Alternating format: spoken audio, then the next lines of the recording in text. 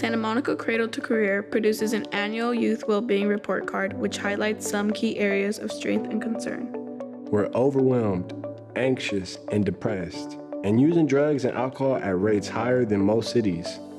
The graduation rate is high, but when we exit high school, many of us are not as prepared as we should be. Over a third of our kids are not ready for kindergarten. Although we are a city with incredible resources, there are systemic inequities based on race throughout almost all data points. The data used to develop new programs and improve policies come from the surveys that we fill out and our academic scores, but it lacks a story.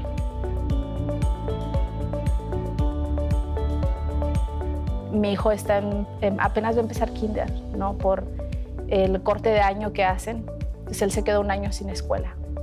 Y para mí fue muy difícil también, porque yo no puedo mantener un trabajo de tiempo completo, porque ¿quién me lo cuida por tanto tiempo? ¿A dónde lo dejo? Y es lo mismo en las guarderías. En las guarderías te piden que ganes más de $1,000 para que tú puedas calificar, ¿no? Entonces, ¿eso qué implica? Que me tengo que buscar 2, 3 trabajos para poder ser capaz de pagar la guardería, la vivienda, la comida, todo lo que implica la responsabilidad de un hogar, ¿no?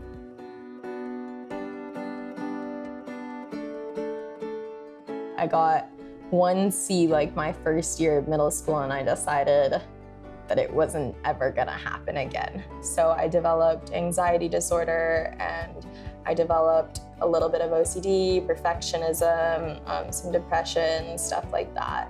But mainly it was anxiety disorder. They all said the same thing. Literally, all I hear is the same thing. So how was your day? So what could we do different today? I just feel like that's the questions that's been asked, but I don't know how to respond to it anymore, They try to understand you, but at the same time, they don't really do, They ask questions, but not the right ones.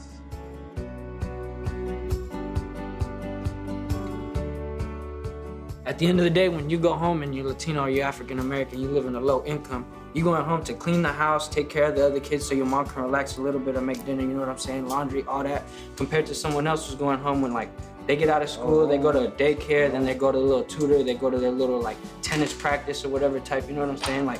They have a lot different on their palate, on their plate compared to us.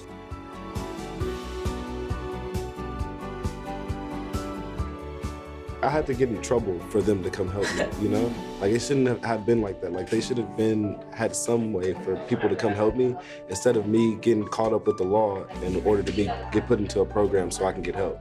I dropped out of high school in 9th grade, you know what I'm saying? Because I was walking into school knowing nobody's at my house taking care of my baby brother. Nobody's making sure there's gonna be dinner on the plate, you know what I'm saying? No parents in the house, literally, you feel me? I'm over here stealing Cheetos out of the store and toilet paper, you feel me? Just so my brother can eat breakfast and get ready, you know what I'm saying? Other people going to school and they're like, oh yeah, I got dropped off. They got their coffee in their hand, they got their breakfast, they couldn't life ain't always like that, not for everybody. Okay, I was sleeping in class because I was taking care of a baby from 2 to 4 a.m., you know what I'm saying? Because he's crying. So it's just it's a lot, So life has its challenges, some very serious challenges. But luckily, the Santa Monica Malibu Unified School District, Santa Monica College, the city, and local social service agencies provide many supportive programs. SWAG was the Student Wellness Advisory Group at SAMO. I created an Instagram account where I could have a safe space, and it developed into more than I ever thought it would. I wanted to do my best to lead the activism at SAMO and to destigmatize mental health problems. Restorative justice is a place where you go if you're feeling left out or you having problems with maybe your teachers or somebody and you just may need some space. Go talk to Mr. Howard, and Mr. Howard's just a cool person. He got food, snacks, anything you need, he got it for you. The VAP, I've been coming here since 3rd grade. I feel like it's one of my second homes. I can say if I need a place to go by myself and just focus on myself for a little bit, I'll come here. The studio is one of my favorite places to come and just unwind and figure out what type of mindset I'm in today. I'm the program manager for the middle school support team, also known as MSST.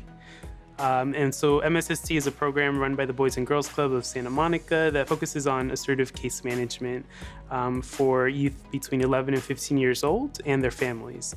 So the idea is that we support the most vulnerable youth in that age group and their families so that they have the resources that they need to be successful and achieve whatever well-being they're looking for. Y uno pueda decir su historia para que ellos miren que sí ayudan, o sea, estoy más que abierta. No solo le ayudaría solo a ellos, pero nos beneficiaría a nosotros, los padres, los hijos y la comunidad.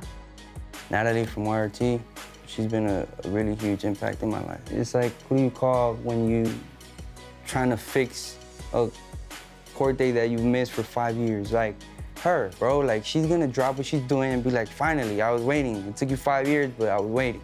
I'm here. Where you at? Let's pick you up, let's go. This city provides many supportive programs. These programs are invaluable, but many youth and families still struggle.